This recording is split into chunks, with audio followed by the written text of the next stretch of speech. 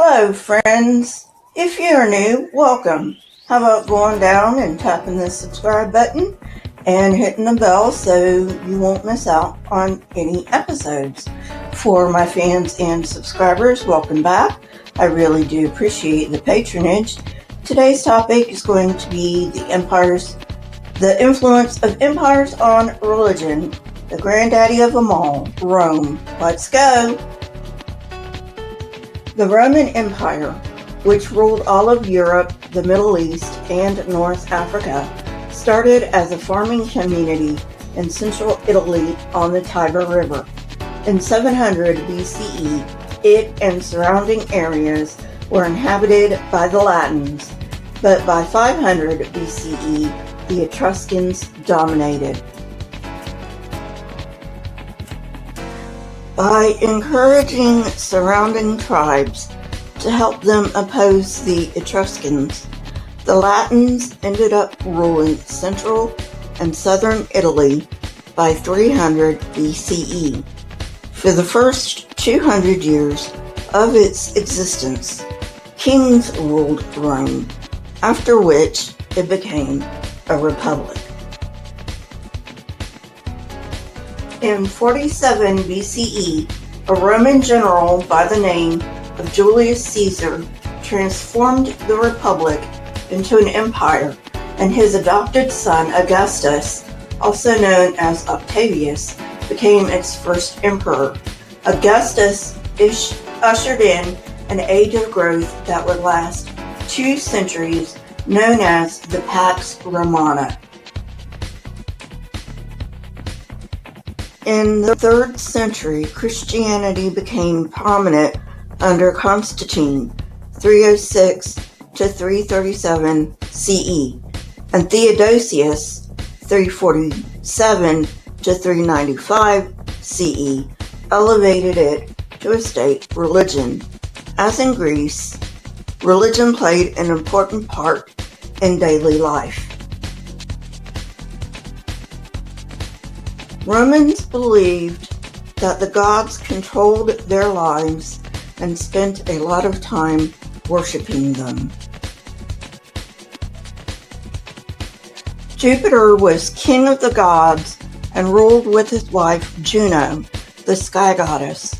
Other gods included Mars, the war god, Mercury, messenger of the gods, Neptune, god of the sea, among others. After the reign of Augustus, 27 BCE to 14 CE, Romans considered the emperor a god also. The Romans believed that Jupiter was the son of Rhea and Saturn, and he initially had many siblings: Vesta, Ceres, Juno, Pluto, and Neptune. However, Saturn swallowed them all. Eventually, Jupiter pressured Saturn into returning his siblings, as well as other Romans that he had eaten. When they returned, the gods and the people sided with Jupiter, leading him to become king of the gods. Jupiter's story is almost identical to that of Zeus, and like other myths, a key theme is coming back from the dead to new life. In this instance, Saturn, who swallows his children, represents death, while Jupiter represents life and order. Also, Jupiter emerges as the savior, the one who redeems his siblings from death and returns them to life. Jupiter came to symbolize Rome, its strength, majesty, and power.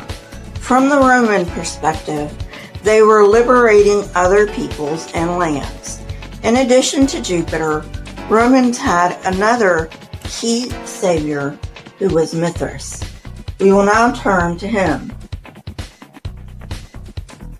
Mithras first appears in the Roman record in the late 1st century and disappears in the 4th century CE.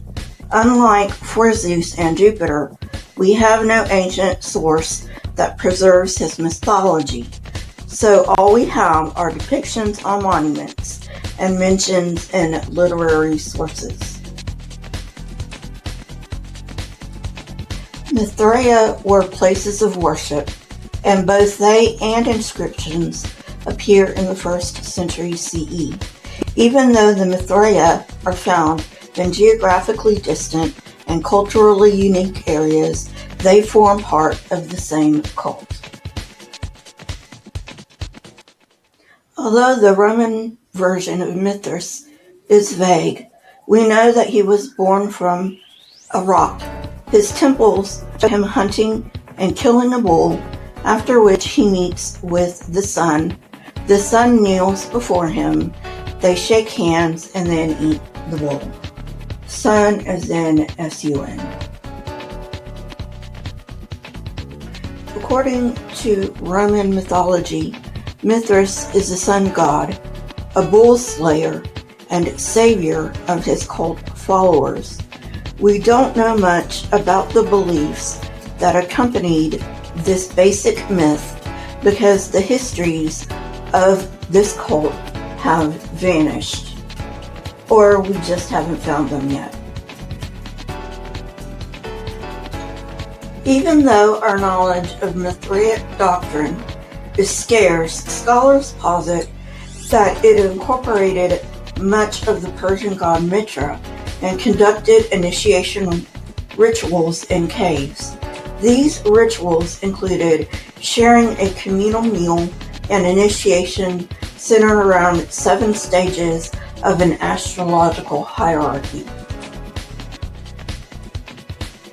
From contemporaneous sources, we learn that these rites included baptism, purifications, chastening, fetters and liberation from fetters, and ceremonial passwords. Simulated death and resurrection, as pictured through ascent of the initiations, prefigured descent of the soul after death. Knowing all of this, it can clearly be seen that pre-existing pagan rites inspired how Christianity shaped its own rituals. Within Mithraism alone, we see baptism, Eucharist, and resurrection. Eucharist is another name for the Lord's Supper. Some scholars strongly suggest that the Christian Church simply turned Mithras into Jesus. Because of this claim, we need to take a closer look at Mithraism to establish whether or not the Jesus of Christianity was directly borrowed from Mithraism. If this is indeed the case, it would weaken the position for an historic Jesus. Within Roman mythology, we see several key elements coalescing in one figure, who assumes the status of savior. The death and regeneration theme, started in Egyptian mythology, remains strong, as does the connection with light. I will begin to analyze whether Christianity borrowed from Mithraism in the next video in the series, so stay tuned. Well, friends, that's it for today. I hope you enjoyed it. If you did, hit that like button, press the subscribe button, and if you want to know when I come out with new content, hit the bell next to the subscribe button. Please also leave comments in the comment section as they trigger the YouTube algorithm. My Twitter, Discord, email, and PayPal links are in the description, along with the source that I used for this episode. If you wish to support this channel, you may do so on my PayPal link.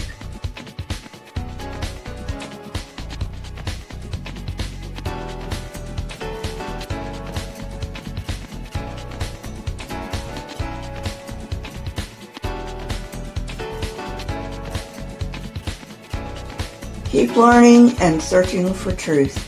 Here are a few videos from my library. If you have not watched them yet, go ahead and watch them and tell me what you think. Until next time, friends, goodbye.